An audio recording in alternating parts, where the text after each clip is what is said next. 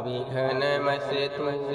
नमस्ते प्रिय सज्जनों, मैं हूं स्वामी ब्रजेशानंद। मेरे यूट्यूब चैनल स्वामी ब्रजेशानंद में आप सभी का स्वागत है। आज मैं वाणी के बारे में विचार करूंगा। इस संसार में जो लड़ाई झगड़ा युद्ध का मूल कारण है वह वाणी है। चाहे हमारा परिवार हो, चाहे हमारा समाज हो, चाहे राष्ट्र हो, सबसे पहले वाक युद्ध ही शुरू होता है। तो वाक युद्ध से फिर जो है आगे चल करके नाना प्रकार के युद्धों में वह परिणत हो जाता है। तो यदि हम अपनी वाणी को संयमित रख करके उचित समय पर उचित भाषा का प्रयोग करें तो हम बहुत बड़ी आपत्ति से और बहुत बड़े युद्ध से बच सकते हैं। सबसे पहले मैं देखता हूँ कि हमारी देववाणी संस्कृति इस विषय पर क्या कहती है।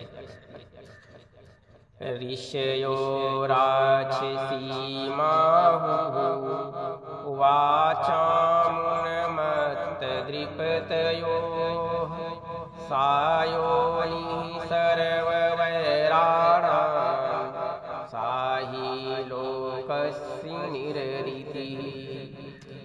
ऋषियों ने उन्मत्त तथा अहंकारी लोगों की वाणी को राक्षसी वाणी कहा, जो सभी प्रकार के वैरों को जन्म देने वाली तथा विपत्ति का मूल कारण।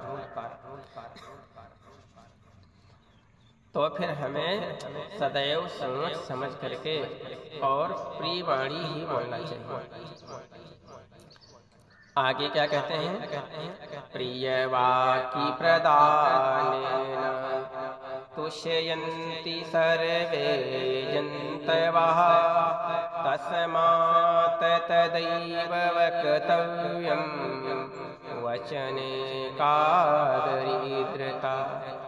प्रिय वाणी बोलने से केवल मनुष्य ही नहीं, समस्त प्राणी जितने जीव जंतु हैं सब संतुष्ट होते हैं, प्रसन्न होते हैं। इसलिए सदैव उसे ही बोलना चाहिए। भला वाणी बोलने में कैसी निर्धनता, कैसी दरिद्रता, और कुछ तो हम नहीं दे सकते, लेकिन कम से कम मुख से हम प्रिय वाणी तो बोल ही सकते हैं। आपने देखा होगा जो भी हमारे निकट पशु पक्षी रहते हैं, जब हम प्रेम से बोलते हैं, स्नेह दिखाते हैं, तो वे भागे भागे हमारे पास चले आते हैं। और जब हम क्रोध दिखाते हैं और उन्हें अपशब्द बोलते हैं तो वे हमसे दूर चले जाते हैं। आगे क्या है सनातन रीति। सत्यम ब्रूयात प्रियम ब्रूयात ना ब्रूयात सत्यम प्रियम प्रियम चा नानृतं ब्रूयात एषा धर्मः सनातनः।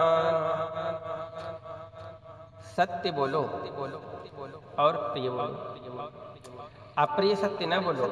ऐसा सत्य मत बोलो जो अप्रिय हो, अर्थात काना को काना न कहे, उसका नाम लेकर के कहें। जैसे हम सभी का नाम लेकर के कहते हैं, तो उसी प्रकार उसी का भी नाम ले। उसको काना कहने का क्या प्रयोजन।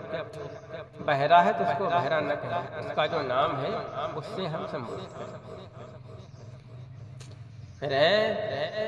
और प्रिय असत्य न बोले और झूठ भी न बोले।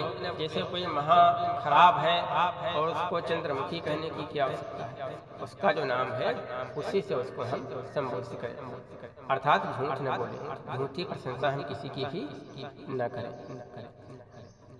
ऐसा धर्म है, यही सनातन धर्म है, यही हमारी सनातन धर्म। हमारे जो संत कवि और महापुरुष हुए हैं उन्होंने वाणी पर बहुत ज्यादा बल दिया है। जितने भी युद्ध हुए हैं मैंने बताया प्रारंभ में वाक युद्ध से ही शुरू है।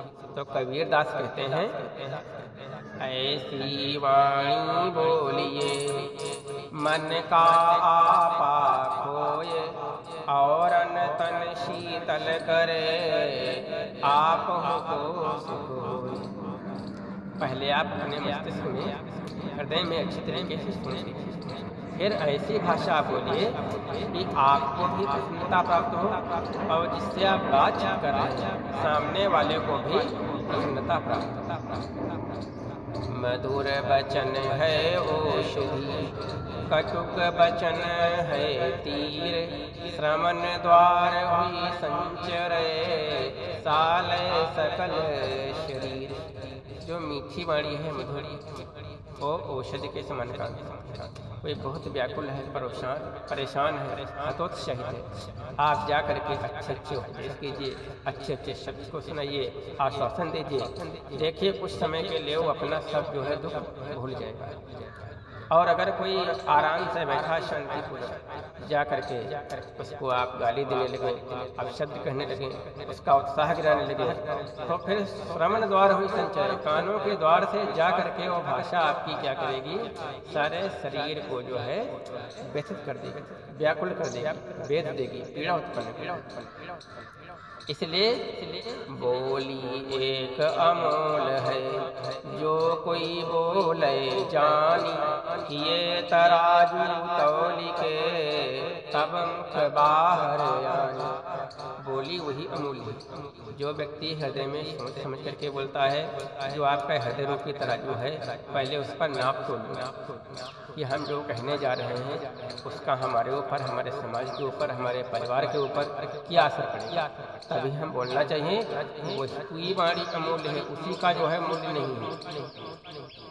आगे फिर क्या होता है कि कभी कभी क्या होता है कि हम ऐसी वाणी बोलते हैं जो क्या होती है, एक में मिली होती है। रामचरितमानस कहते हैं, सुनत मधुर मृदु अंत कठोरी,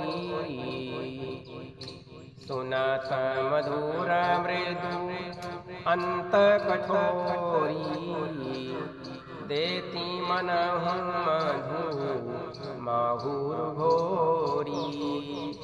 ऐसे भी लोग बोलने वाले हैं समाज में जिनकी वाणी सुनने में मधुर और मृदु है, लेकिन अंत में वह बहुत कठोर परिणाम देने वाला। जैसे कोई व्यक्ति शहद में जहर घोल, तो ऐसे लोगों से भी सावधान रहना चाहिए। और कभी कभी आपने देखा जो अमृत है वो विष बन जाता है, और विष जो है वो अमृत बन जाता है। लेकिन इसके लिए योग्य चिकित्सक होना चाहिए बोलने वाला। कभी कभी देखते हैं हमारे शरीर में कुछ ऐसी बीमारी होती हैं जो विष से ठीक होती है, और ऐसे हम विष पी लेते हैं तो मृत्यु के गाल में चले जाते हैं। तो इसी प्रकार भाषा भी कभी कभी जो गाली होती है वो भी अच्छी बन जाती है, और कभी कभी अच्छी बात जो है वह भी गाली बन जाती है। देखिए कभी कहता है